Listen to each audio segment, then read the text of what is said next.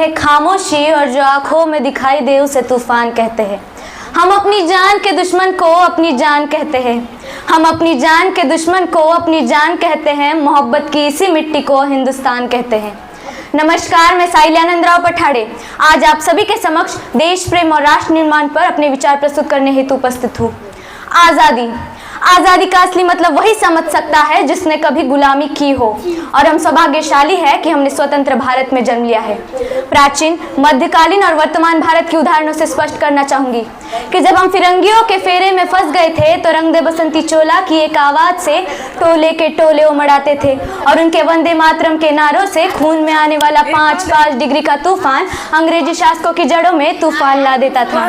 लोग मर जाते थे, मिट जाते थे, फांसी चढ़ जाते थे, तब वो भी अपनी देशभक्ति साबित कर रहे होते थे, क्योंकि ये उस दौर के देशभक्ति की कसौटी थी।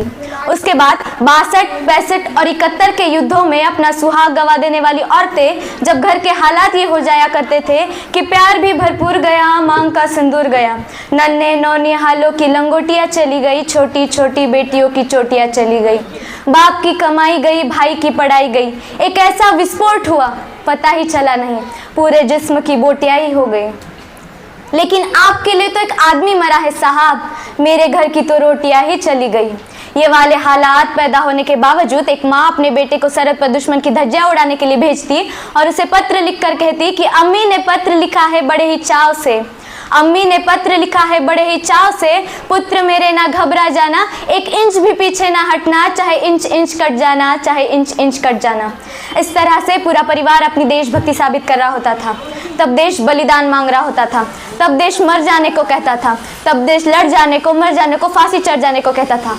किंतु आज देश लड़ जाने को नहीं कहता, आज देश मर जाने को, मिट जाने को, फांसी चढ़ जाने को नहीं कहता, बल्कि मेरे विचारों में है जो आदमी अपना काम पूरी लगन, पूरी मेहनत और पूरी ईमानदारी से करेगा ना, वही सच्चा देश प्रेमी और वही सच्चा देशभक्त होगा। मैं नहीं मानती कि फेसबुक और व्हाट्सएप की डीपी को 3 रंग में रंगना ही देशभक्ति है, और अगर आप कहोगे साल के 2 दिन हाथ में तिरंगा लेना देशभक्ति है, तो मैं पूछना चाहूंगी, फुटपाथ पर रहने वाला वो बच्चा ट्रैफिक की छांव में नंगे पांव में जब तिरंगा बेच रहा होता है, तो क्या आप उसे उसकी देशभक्ति कहोगे? नहीं, ये उसकी देशभक्ति नहीं बल्कि उसके पेट के भूख की शक्ति है जो इसे ऐसा करने पर मजबूर कर रही है। क्योंकि न मस्जिद को जानते हैं, न शिवालों को जानते हैं, न मस्जिद को जानते हैं, न शिवालों को जानते हैं, जो भूखे पेट होते हैं ना, वो सिर्फ भोजन के निवालों को जानते हैं। अपना देश, अपने समाज, अपने राष्ट्र के लिए समर्पण का भाव है देशभक्ति, और हर एक देशद्रोही के जीवन में आने वाला तूफान है हमारी देशभक्ति, ताकि हर एक देशद्रोही ये समझ सके कि अगर तू परिंदा है तो ये आसमां तेरा है, अगर तू परिंदा है तो ये आसमां तेरा है, अगर तू दरिंदा है तो ये शमशान तेरा है। भाईचारे से रहना है तो रह इस जमीन पर, वरना ये कब्र भी तेरी और ये कब्रिस्तान भी तेरा है। लेकिन एक देशद्रोही से ज्यादा एक देशभक्ति तब बहाओ जब कोई बेटा अपने बूढ़े माँ बाप को वृद्धाश्रम की चौखट पर छोड़ाए। करा उठती है वो देशभक्ति जब मुसीबत में फंसे लोगों की जान बचाने की जगह हम सेल्फी लेकर अपने लाइक्स बढ़ाने में लगे रहते हैं। वो युवा जिसके ऊपर जिम्मेदारी है अपने देश, अपने समाज, अपने राष्ट्र की आशाओं को बांधे रखने की, वही युवा अपने कोमल उंगलियों के घर्षण मात्र से भावनाओं की इमोजी भेज रहा है। 4 बोतल वोडका, काम मेरा रोज का, ने भारत का भविष्य तबाह कर रखा है। और मैं बता दूं, महिला सुरक्षा के मामले में हम अभी भी 4थे नंबर पर आते हैं। हम ना एक ऐसे समाज में जी रहे हैं जहां पत्थर की मूरत को लगाए जाते हैं 56 भोग, और भूखे नंगे तड़पते सो जाते हैं लोग, भूखे नंगे तड़पते सो जाते हैं लोग। मजदूर को मजदूर समझिए, मजबूर नहीं। गरीब को काम दीजिए, दान नहीं। और अगर दान देने के इच्छुक है तो जीते जी रक्तदान दीजिए, और मरने के बाद अंगदान देकर मरते हुए को जीवन दान दीजिए। यही सच्ची देशभक्ति और यही सच्चा राष्ट्र प्रेम है। न सरकार मेरी है न रब मेरा है, न सरकार मेरी है न रब मेरा है, और ना ही ये बड़ा सा नाम मेरा है। बस इस बात का गुरूर है मैं इस भारत की हूँ और ये भारत मेरा है। परंतु एक वैचारिक बीमारी मुझे अपने समाज में नजर आती है।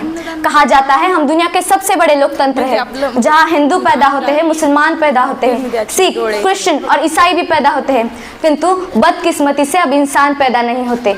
और मेरे विचारों में है ना हिंदू की जरूरत है ना मुसलमान की जरूरत है, ना हिंदू की जरूरत है ना मुसलमान की जरूरत है। राष्ट्र निर्माण के लिए केवल और केवल अच्छे इंसान की जरूरत है।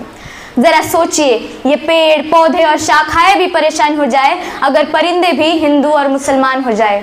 एक शैक्षणिक बीमारी भी मुझे अपने समाज में नजर आती है, और बड़े ही आश्चर्य की बात है, जिस देश ने दुनिया को तक्षशिला और नालंदा देकर विश्वविद्यालय की बुनियाद खड़ी की, आज दुनिया के 100 सर्वश्रेष्ठ विश्वविद्यालय में हमारा एक विश्वविद्यालय भी खड़ा नहीं हो पाता। जहाँ एक और हमारे पास IIT, IIM और NIT जैसी बड़ी बड़ी शिक्षण संस्थाएं हैं, वहीं दूसरी ओर देश के गरीबों को बेरोजगारी की जमात में खड़ा कर उनके हाथ में सर्व शिक्षा अभियान का ढिंडोरा पकड़ाया जाता है।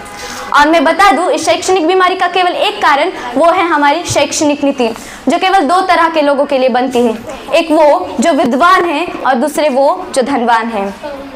इसी तरह की कई गजब की बीमारियां मुझे अपने समाज में नजर आती है, और इन बीमारियों की जड़ है वो है हमारा अंधविश्वास। जब तक हमारे देश का युवा अपनी सफलता के लिए मंदिरों में जा जाकर नारियल फोड़ फोड़ कर भगवान को रिश्वत लगाता रहेगा, जब तक हमारा वो शिक्षित वर्ग ही बिल्ली के रास्ता काटने पर खड़ा हो जाएगा, अपने धर्म अपनी जाति को ऊंचा मानकर दूसरों के धर्म की अवहेलना करता रहेगा, तब तक ना तो हमारे देश से अंधविश्वास खत्म होगा और ना ही हमारा राष्ट्र निर्माण संभव होगा। हमारी संस्कृति, हमारी सभ्यता को दुनिया ने शीश नवाया है, तो क्यों आस्था के नाम पर हमने अंधविश्वास को पाला है? और मेरे विचारों में है, हमारा राष्ट्र निर्माण तभी संभव होगा जब हमारे देश के महिलाओं की पूजा नहीं बल्कि उनकी इज्जत की जाएगी। हमारा राष्ट्र निर्माण तभी संभव होगा जब हम अपनी जाति, अपने धर्म का रक्षण नहीं बल्कि सामाजिक शक्तिकरण करेंगे। हमारा राष्ट्र निर्माण तभी संभव होगा जब स्वच्छ भारत अभियान में केवल सरकार नहीं बल्कि सड़क पर चलने वाला हर एक नागरिक हाथ बटाएगा, स्वच्छ भारत स्वस्थ भारत को दिल से अपनाएगा। असल मायने में हमारा राष्ट्र निर्माण तभी संभव होगा जब एक गरीब बच्चा मध्याह्न भोजन के लिए नहीं बल्कि ज्ञान के अर्जन के लिए सरकारी स्कूल की चौखट पर कदम रखेगा। और हमारा राष्ट्र निर्माण तभी संभव होगा जब पिज्जा डिलीवरी की तरह हमारी एम्बुलेंस भी 30 मिनट्स की गारंटी देगी। और हमारा राष्ट्र निर्माण तब तक संभव नहीं होगा जब तक एक नागरिक नैतिक रूप से सटीक, चारित्रिक रूप से भ्रष्ट, मानसिक रूप से दिव्यांग, धार्मिक रूप से अंधा नहीं हो जाता, तब तक हमारा राष्ट्र निर्माण संभव नहीं होगा। बड़ी बड़ी बातें नहीं बल्कि छोटी छोटी कोशिशें करनी पड़ेगी।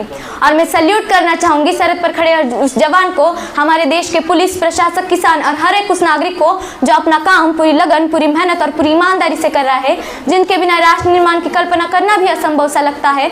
और आज इस मंच पर पूरे जिम्मेदारी के साथ मैं भारत की बेटी ये कहना चाहूँगी कि हमारा राष्ट्र निर्माण तभी संभव होगा जब आप, मैं और सभी मिलकर प्रयास करेंगे।